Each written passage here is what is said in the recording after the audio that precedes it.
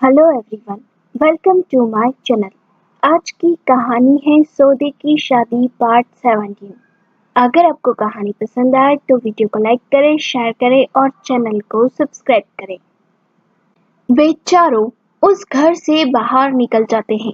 यह घर यूहान ने ईशा के लिए खरीदा था, पर दर्शन को वहां देखकर अब कोई भी वहां रुकना नहीं चाहता था, इसलिए वे सब वहां से निकल जाते हैं।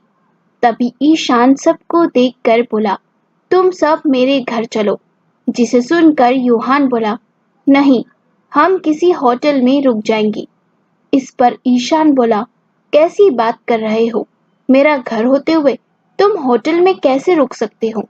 जिसकी बात सुनकर ईशा बोली, ठीक है, वैसे भी काफी रात हो चुकी है। जिसे सुनकर वे सभी ईशान के घर के लिए निकल जाते हैं। तभी गाड़ी में ईशा और ईशानी दोनों ही एक दूसरे को गले लगाए होती है। ईशा रोते हुए बोली, मम्मा, आपने सुना ना, डैडी चाहते थे कि मैं कभी इस दुनिया में ना आऊं। वो मुझे मार देना चाहते थे, इसलिए उन्होंने हमेशा मुझसे बस नफरत ही की, कभी मुझे प्यार नहीं किया। और आज आपके साथ। बोलते हुए वो रो पड़ती है। ईशानी उसे शांत करवाते हुए बोली, नहीं ईशा, नहीं रो बेटा, संभालो खुद को। तुम इस तरह से टूट नहीं सकती। अगर तुम टूट जाओगी तो मुझे कौन संभालेगा? हम दोनों ही तो एक दूसरे की ढाल है, हम दोनों नहीं टूट सकते। यह कहकर वह उसे शांत करवाती है। कुछ ही देर में वे सभी ईशान के बड़े से विला के सामने होते हैं, जिसे देखकर ईशा बोली, ईशान, यह तो काफी सुंदर है। बोलते ही वह बिना कुछ कहे ईशानी का हाथ पकड़कर उसे अंदर ले जाती है। उन्हें देखकर वे दोनों भी अंदर आ जाते हैं। तभी ईशा बोली, यह घर सच में काफी सुंदर है ईशान, क्या तुमने इसे मेरी मम्मा के लिए बनाया है? उसकी बात सुनकर ईशान बस मुस्कुरा देता है और बोला, तुम दोनों किसी भी कमरे में जा सकती हो, और वैसे भी काफी रात हो चुकी है। यह सुनकर वे दोनों सहमति से सर हिला देते हैं और ईशा ईशानी का हाथ पकड़कर उसे अपने साथ एक कमरे में ले जाती है। दरवाजा बंद करते ही वह ईशानी के गले लग जाती है और ईशानी भी उसे कसकर गले लगा लेती है। तभी ईशा बोली, मम्मा, मैं आपको जल्द ही मिस्टर गोयल से आजाद कर दूंगी, देख लेना। यह कहते हुए वह अलग होकर चादर हटाकर ईशानी की गर्दन देखने लगती है, जहां दांतों के काटने के निशान होते हैं। इन्हें देखकर वह खुद से बुदबुदाई, कैसे इंसान हो डैडी? जब मम्मा आपकी होना चाहती थी तब आपने उन्हें अपनाया नहीं, और अब जबरदस्ती क्यों कर रहे हो? वह उदास होकर बोली, मम्मा, हमारे पास तो कपड़े ही नहीं हैं, हम क्या पहने, और आपका गाउन भी फट चुका है। इतना कहने के बाद ही दरवाजे पर दस्तक होती है। ईशान दरवाजे के पीछे से बोला, ईशा, क्या तुम दरवाजा खोल सकती हो? यह सुनकर ईशा दरवाजे के पास जाकर उसे खोल देती है। ईशान उसके हाथ में 2 नाइट सूट देते हुए बोला, ये तुम दोनों के लिए। इतना कहकर वह गुड नाइट बोलकर वहां से चला जाता है। ईशा उन नाइट सूट को देखकर सोच में पड़ जाती है, इसके घर में लड़की के कपड़े कहाँ से आए। अगली सुबह जब ईशा और ईशानी दोनों ही जागती है तब ईशा प्यार से ईशानी को वैसे ही लेटे लेटे गले लगाकर बोली, गुड मॉर्निंग मम्मा। जिसे सुनकर ईशानी भी उसके माथे को प्यार से चूमकर बोली, गुड मॉर्निंग बेटा। बोलते ही वह मुस्कुरा देती है। तभी ईशानी को याद आता है, ये तो हमारा घर नहीं है। यह याद आते ही वह ईशा से बोली, ईशा बेटा उठ जाओ, तुम भूल गई, यह हमारा घर नहीं है। जिसे सुनकर ईशा बेफिक्र होकर बोली, पता है मम्मा, ये हमारा घर नहीं है, आपके ईशान का घर है, और अगर यह आपके ईशान का घर है तो यह मेरा भी घर है, क्योंकि यह घर बहुत जल्द मेरी मम्मा का जो होने वाला है। यह कहते हुए वह जमाई लेते हुए उठती है, फिर बोली, मम्मा, हम हमारे ही घर से इतनी रात में यहाँ आ गए, लेकिन हमारे कपड़े भी नहीं लाए। यह कहकर वह उदास सा चेहरा बना लेती है।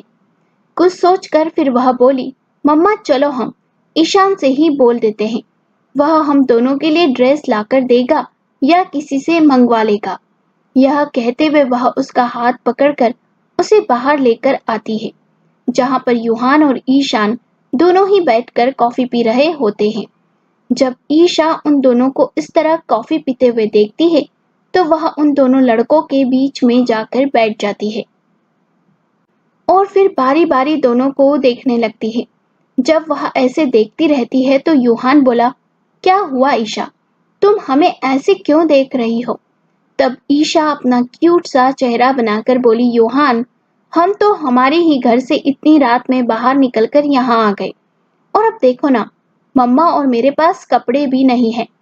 अब हम दोनों क्या पहनेंगे? तुम तो ईशान के कपड़े पहन लोगे, लेकिन मम्मा और मैं तो ईशान के कपड़े नहीं पहन सकते ना। हमें तो हमारे ही कपड़े चाहिए। इतनी सुबह तो कोई मॉल भी नहीं खुला होगा, अब क्या करें? यह कहते हुए वह उदास हो जाती है। यूहान को उसकी उदासी देखकर बिल्कुल भी अच्छा नहीं लगता। वह बोला, ईशा प्लीज ऐसे उदास मत हो, मैं हूं ना, मैं तेरे और मम्मा के लिए एक जोड़ी कपड़े क्या, एक नया मॉल ही खोल दूं, तू बस उदास मत हो। जब ईशान ईशा और यूहान को इस तरह देखता है तो उसके होठों पर भी एक प्यारी सी मुस्कान आ जाती है और उसकी नजरें भी अपने सामने खड़ी ईशा पर चली जाती है, जिसे देखकर ईशान मुस्कुराने लगता है और वह बोला, ईशा तुम्हें कपड़ों के लिए ऐसे परेशान होने की कोई जरूरत नहीं है। तुम अपनी मम्मा के साथ मेरे रूम में जाओ, वहां पर इंडियन वेस्टर्न जैसे तुम्हें चाहिए सारे कपड़े मिल जाएंगे। यह कहकर वह मुस्कुराकर ईशानी को देखने लगता है। ईशान की नजर खुद पर पाकर ईशानी अपना सर झुका लेती है और उसका चेहरा हल्का लाल हो जाता है। पर ईशान की बातें सुनते ही ईशा खुद को यूहान से दूर करती है और इससे पहले कि कोई कुछ भी समझ पाता, ईशा गुस्से में ईशान का कॉलर पकड़कर बोली, क्या कहा तुमने? तुम्हारे कमरे की अलमारी में लड़की के कपड़े हैं। ईशा की इस हरकत से ईशान एकदम हैरान तो होता है, पर फिर भी वह उसे देखकर हाँ में सर हिला देता है और उसके हाँ बोलते ही ईशा जोर से ईशान का कॉलर पकड़कर बोली, धोखेबाज, चीटर, तुमने तो कहा था तुम मेरी मम्मा से बहुत प्यार करते हो, तो क्या वो झूठ था? और झूठ नहीं तो तुम्हारे कमरे में लड़की के कपड़े कैसे आए, बोलो? बोलते हुए वह गुस्से से घूर कर उसे देख रही होती है और ईशा की इस हरकत से ईशान तो काफी ज्यादा डर जाता है। वहीं ईशानी और यूहान दोनों ही अपनी आंखें बड़ी कर उन दोनों को देख रहे होते हैं। तभी ईशान डरते हुए बोला, ईशा वो सब कपड़े मैंने तुम्हारी मम्मा के लिए ही मंगवाए हैं। मैं हर साल अपनी अलमारी में ईशानी के लिए नया कलेक्शन लाकर रखता हूँ, इसी उम्मीद में कि कभी तो ईशानी मुझे मिलेगी और मेरे पास वापस आएगी। मगर वह नहीं आती तो उन कपड़ों को हर साल मैं आश्रम में दान कर देता हूँ। साल में एक बार अपनी अलमारी को नए कपड़ों से भरता हूँ। यह कहते हुए वह काफी ज्यादा डर रहा होता है और ईशान की बात सुनकर ईशा बोली, क्या तुम सच बोल रहे हो? जिसे सुनकर ईशान मासूम सा चेहरा बनाकर बोला, कसम से मैं सच बोल रहा हूँ। यह सुनते ही ईशा उसका कॉलर छोड़ देती है और ईशानी को देखकर बोली, मम्मा चलो हम ईशान के रूम को चेक करते हैं और अगर इसने जरा भी झूठ बोला ना तो मैं आपको लेकर यहाँ से चली जाऊंगी। यह कहकर वह ईशानी का हाथ पकड़कर उसे ईशान के कमरे में ले जाती है और बेचारा सा चेहरा बनाकर ईशान यूहान से बोला, यूहान तुम्हें नहीं लगता तुम्हारी होने वाली वाइफ अपनी मम्मा के लिए काफी ज्यादा पजेसिव है? जिसे सुनकर यूहान बोला, वो तो है और मुझे ईशा की यही बात सबसे ज्यादा पसंद है। जो लड़की अपनी मम्मा से इतना प्यार करती है तो सोचो वह मुझसे कितना प्यार करेगी। यह कहकर वह मुस्कुरा देता है और आगे बोला, वो दोनों ही माँ बेटी एक दूसरे के लिए काफी ज्यादा पजेसिव है। जिसे सुनकर ईशान बोला, वो तो दिखाई ही दे रहा है। यह कहकर वो मुस्कुरा देता है। तब यूहान थोड़ी देर शांत रहकर बोला, वैसे बधाई हो ससुर जी, आपको अपनी बीबी के साथ एक 20 साल की बेटी और दामाद बिल्कुल फ्री में मिल रहा है। यह कहकर वो हंसने लगता है और यूहान की बात सुनकर ईशान भी मुस्कुरा देता है। जब ईशा अपनी मम्मा को लेकर ईशान के कमरे में जाती है तो वह ईशान का रूम देखकर एकदम हैरान रह जाती है और उसके साथ ही ईशानी भी हैरान होती है। साथ ही उसकी आंखें हल्की नम भी हो जाती है। वह चारों तरफ घूमकर उस रूम को देखती है और जितना भी वह उस रूम को देखती है उसकी आंखों से आंसू उतने तेजी से बहने लगते हैं क्योंकि ईशान के पूरे रूम में ईशानी की ही तस्वीरें थी, वो भी हाथ से बनाई गई पेंटिंग्स जिन्हें ईशान ने खुद अपने हाथों से बनाया था, जिसमें ईशानी कभी हंसती हुई दिखती थी तो कभी रोती हुई। किसी में उसका बहुत ही क्यूट सा चेहरा बना था तो किसी में वह मासूम बच्चे की तरह दिख रही थी। ये सारी पेंटिंग्स में ईशानी 16 साल की लड़की ही दिखाई दे रही थी क्योंकि ईशान की नजरों में ईशानी की उसी उम्र की ही तस्वीरें बसी होती है। तभी ईशा बोली, मम्मा इतनी सारी पेंटिंग्स, क्या इसे ईशान ने बनाया है? बोलते हुए वह बड़ी हैरानी से उस कमरे को देख रही होती है। अपनी बेटी की बात सुनकर ईशानी बोली, हाँ, ये सब ईशान ने अपने हाथों से बनाया है क्योंकि उसे पेंटिंग बनानी आती है। बोलते हुए वह अपनी आंखों में आए आंसुओं को साफ करती है। तभी ईशानी ईशान की अलमारी की तरफ बढ़ जाती है और उसे खोलकर देखती है तो उसमें बड़े से अलमारी में बहुत सारी सुंदर ड्रेस का कलेक्शन होता है, साथ ही उनके मैचिंग के सारे सामान, जिसे देखकर ईशानी को याद आता है। सालों पहले उसने ईशान से कहा था, जब हम बड़े हो जाएंगे तुम एक बड़े सिंगर बन जाओगे, तब तुम्हारा अपना एक बड़ा सा आलीशान घर होगा जहां पर हम दोनों खुशी खुशी अपने बच्चों के साथ रहेंगे। और तब ईशानी के पास एक बड़ी सी अलमारी होगी जिसमें ढेर सारे सुंदर कपड़े और सारे सामान होंगे जिन्हें लेने के बारे में वह कभी सोच नहीं सकती। बीती यादें याद आते ही ईशानी के होठों पर एक प्यारी सी मुस्कान आ जाती है और ईशानी खुद से बोली, तुम्हें सब कुछ आज भी याद है ईशान, हमने जो भी सालों पहले सोचा था। बोलते हुए वह मुस्कुरा रही होती है। जब ईशा अपनी मम्मी को ऐसे मुस्कुराते हुए देखती है तो वह उनके पास जाकर बोली, मम्मा ये सब काफी ज्यादा सुंदर है ना? बोलते हुए वह एक ड्रेस निकाल कर ईशानी को देते हुए बोली, मम्मा जल्दी से रेडी हो जाते हैं, फिर मुझे और यूहान को वकील के पास भी जाना है डिवोर्स के पेपर लेने। मैंने कल रात ही वकील से बात कर ली थी, पेपर रेडी हो गए होंगे। अपनी बेटी की बात सुनकर ईशानी बोली, क्या तुम्हें लगता है सर मुझे उस बंधन से आजाद करने को तैयार होंगे? क्योंकि जो भी उन्होंने कल किया। बोलते हुए उसकी आंखें नम होने लगती है, जिसे देखकर ईशा उसे अपने गले लगाकर बोली, मम्मा आप ईशान के साथ रहना चाहती हो ना? जिसे सुनकर ईशानी बोली, हाँ बेटा, मैं चाहती हूँ ईशान के साथ रहना। बोलते हुए उसकी आंखों से कुछ बूंदें आंसुओं की गिर जाती है जिन्हें वह जल्दी से साफ कर लेती है। तभी ईशा बोली, डिवोर्स पेपर पर साइन करवाना आप हम दोनों पर छोड़ दो मम्मा, वो हम देख लेंगे। आप तो बस अपनी आने वाली जिंदगी के बारे में सोचो जहां पर आप अपने प्यार के साथ खुश रहने वाली हो। बोलते हुए वह प्यार से ईशानी को देखने लगती है और अपनी बेटी की बात सुनकर ईशानी बोली, पता नहीं बेटा क्यों पर मेरा मन काफी बेचैन है, जैसे कुछ गलत ना हो जाए। बोलते हुए थोड़ी उदास हो जाती है। जिसे ऐसे उदास देखकर ईशा बोली, मम्मा आपने कभी मुझे उदास नहीं होने दिया, हमेशा मेरे होठों पर मुस्कान बनाए रखी, तो आज आपकी ये बेटी कैसे आपके होठों की मुस्कान कम होने दे सकती है?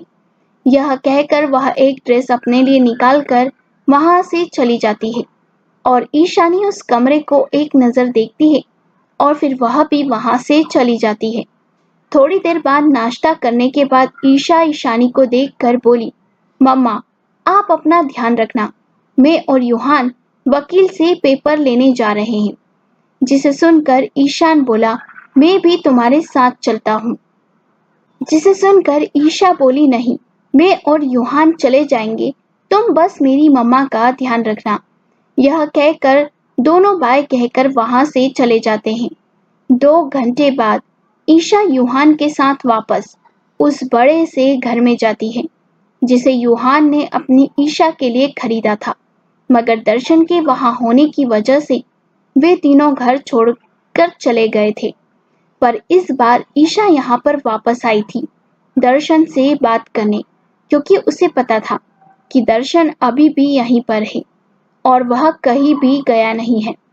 तभी ईशा यूहान के साथ घर के अंदर जाती है तो देखती है कि दर्शन सीटिंग एरिया में बड़े से सोफे पर किसी सोच में गुम बैठा हुआ है।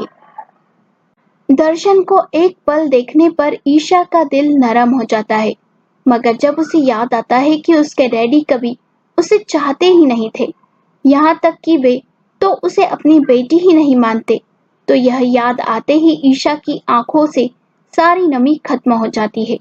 अब उसकी आंखों में दर्शन के लिए नफरत दिखाई देने लगती है।